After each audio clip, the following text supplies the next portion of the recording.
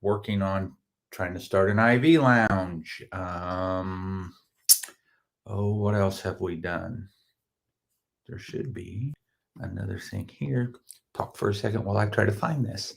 Oh, well, we were going to try to start an IV lounge for our patients, maybe go mobile so we could hydrate. And Hi, Kathy. hey, Miss Kathy, and do some vitamin therapy. But apparently, it's unbelievably expensive to purchase insurance for your IV lounge. That it is, because I know my malpractice insurance went up 8 times. So we may rethink our IV lounge for a little bit. Well, we're going to consult an attorney because we do have a lot of people who would benefit from IVs. That's what started the whole thing in the first place. We do have people who could benefit from this greatly. Think about this. If you have digestion problems, if you have dysbiosis, if you're hyperchlorhydric, if you have heavy metal poisoning or toxicity, your villi aren't going to work the way that they're supposed to. And since they don't do that, you don't absorb things. And so it'd be perfect if we could just do an IV, do IV nutrition, and start to bring those levels back up. In Key West, and I don't know if somebody knows something about this stuff, if there's an attorney listening, please, by all means, hit us up and tell us how to do this. Otherwise, on a more simpler thing, we just thought it would be great just to take care of the people that made bad decisions. Yeah, the whole hangover thing and stuff like that was going to be a bonus for somebody. But with that being said, it is one of those deals where right now it's on hold until we learn more. We got to keep plugging away at that. That's something I enjoy. I love to do IVs, and we'll see. Go from there. I just popped up one of the things that I've been reading lately. So to go from the IVs to anything interesting, you guys start riding bikes by the end of the week? November 15th, I figured, well, I mean, it's coming along. It's not straight yet, but I'm working on it. It's straight enough to grab the handlebars. November 15th, I said 8 weeks. I promised the orthopedic surgeon 8 weeks. That's November 15th. So then we start that. She did get back in the pool and could swim. Yeah, I could swim. I didn't drown. The first 3 or 4 laps hurt. The next 4 hurt really bad, and then it stopped. Oh, I was not so lucky. I got back in the pool. I think it's been a long time since I've been in the pool swimming.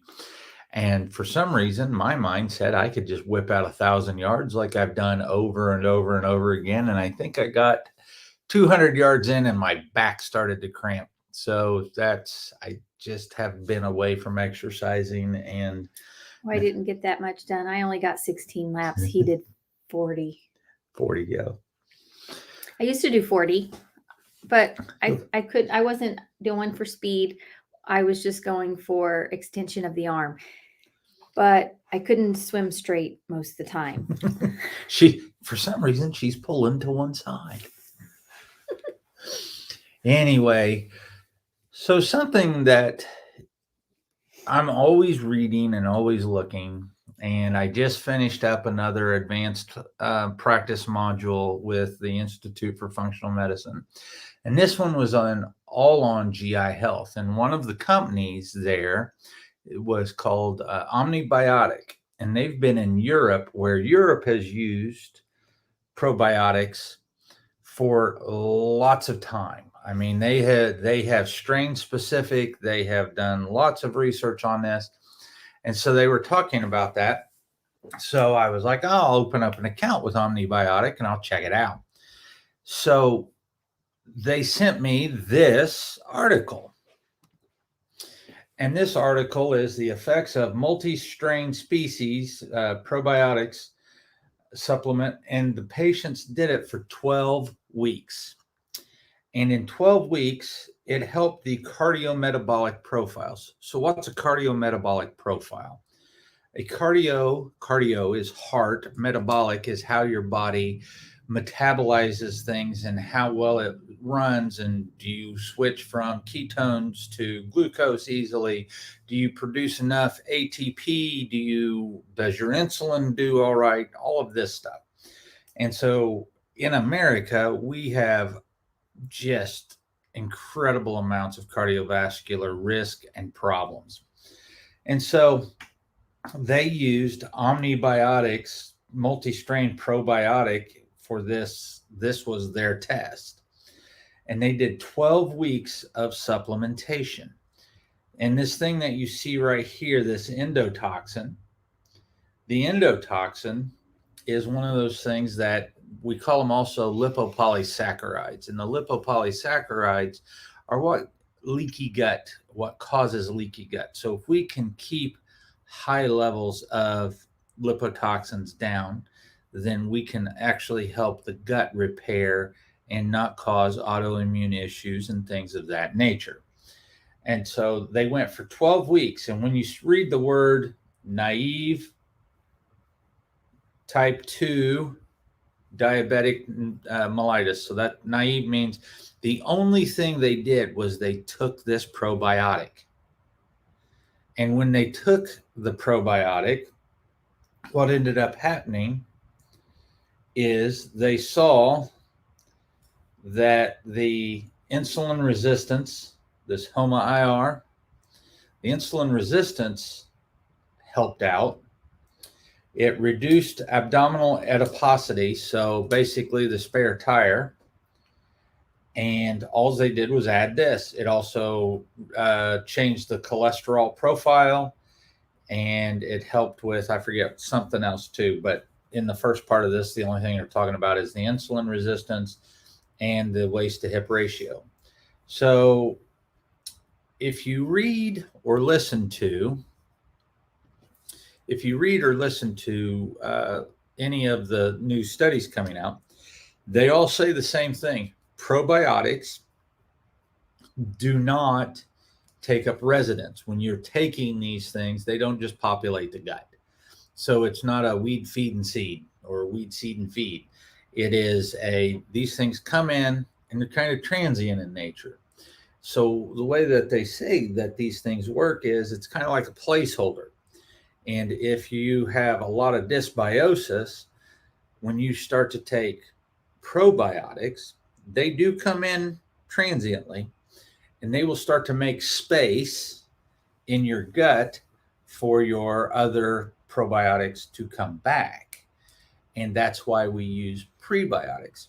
So you need to push out the bad guys, and depending on what you have, if you have IBS, diarrhea, constipation, that type of stuff, we can use S. boulardii, and the studies on this stuff are fantastic.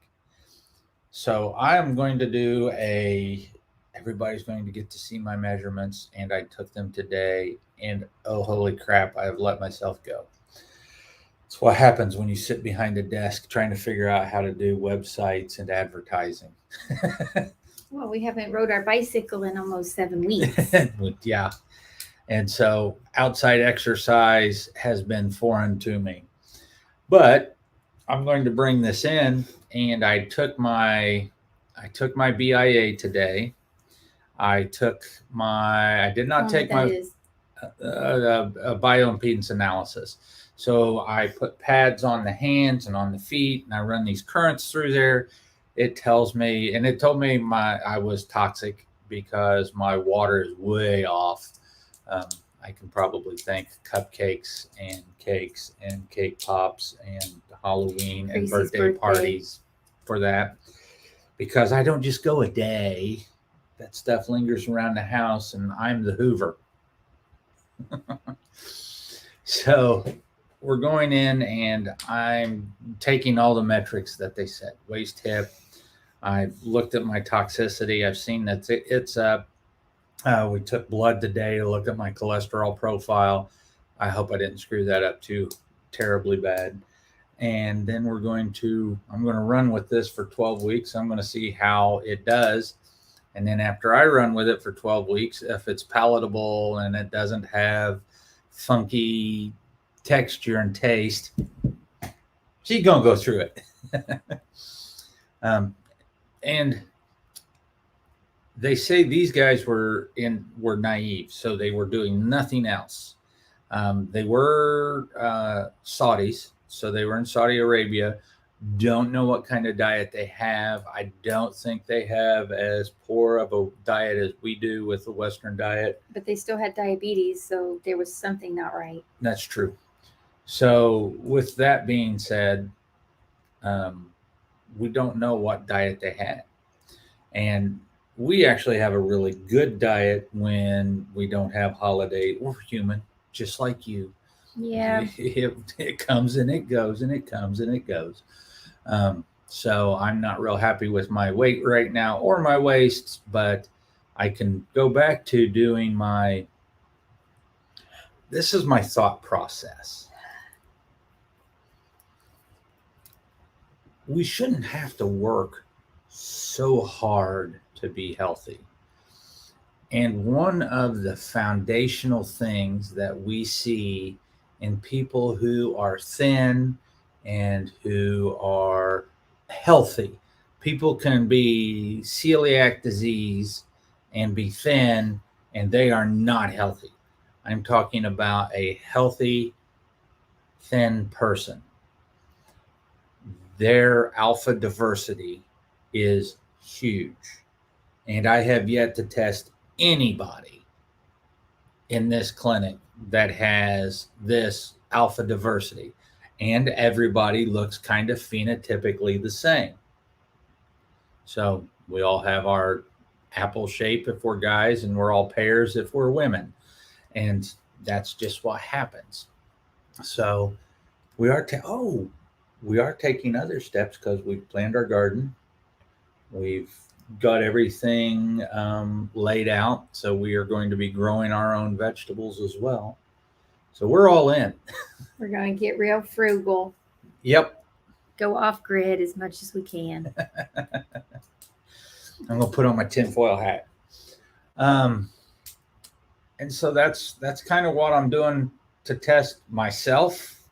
And then after I test myself, that's what I'm doing for my patients, because I want my patients to be healthy as well. And so if we're seeing where these probiotics are working in this test and then they work for us, then they should work for our typical patients, because most of our typical functional medicine patients are following good diets that are high in fiber and all of that. So I'm just looking through there to see what they said here about the results, and was going to show, the age of the people were our age, between 40 and 56. That was the average. High BMIs, 30 plus, waist hip ratios above 1. Looks like the average weight, though, was about 180 pounds. Yeah, but we are talking about Indians. Yeah. So, Saudis. When we look at blood pressure, they're at 129 plus or minus 10 and 134 plus or minus 14. So, the glucose is in millimoles. I have a hard time changing those. But, that's what happens. Triglycerides dropped, cholesterol dropped, HDLs went up, LDLs got into the good pattern, and that's what we want to see. And endotoxin went down. Well, they tell you what their weight is, but they don't tell you what their average height is, so it doesn't really tell you anything. But 180 pounds on a typical male, figure it out, isn't that large. No. The average BMI of 30. Yeah, so that's pretty large. For a male, it is. Uh-huh. And so that's what's happening here. That's what we're experimenting with. I have one more class left that happens in 2 weeks for the environmental toxins. And then I will be very happy to be over that because the last 2 months has been just rapid fire classes. And we're going to get back to doing some cooking. And what else were you thinking about? Cooking, bicycles, de-stressing. November, Thanksgiving, being thankful. Oh, thankful. So we usually start our thankful pumpkin, but we're about 4 days late. We did get the pumpkin. We haven't written on our pumpkin. We usually have a thankful pumpkin. We sit on the kitchen table. We take Sharpie markers and we write on the pumpkin for the whole month of November all things that we're thankful for. But we usually started it in October, but we just didn't. Life was crazy. Yep. And Jessica's in the clinic now, full time. And so people that have been wanting blood work done, we can now do it anytime you're here, which is most of the time. Because my arm doesn't work exactly the way it's supposed to, but I'm still a very good sticker. Yeah, she did mine real well today. So, and I think with that, we will start to wrap it up. Any specials this month that we know of? Not right off the bat. Not at the moment. All right. Well, with that, we are going to say adieu, and we will see you next Thursday at 7. Next Thursday at 7, and we will probably be going over all of my measurements for starting this wonderful clinical trial N of 1. So see how it goes. See ya.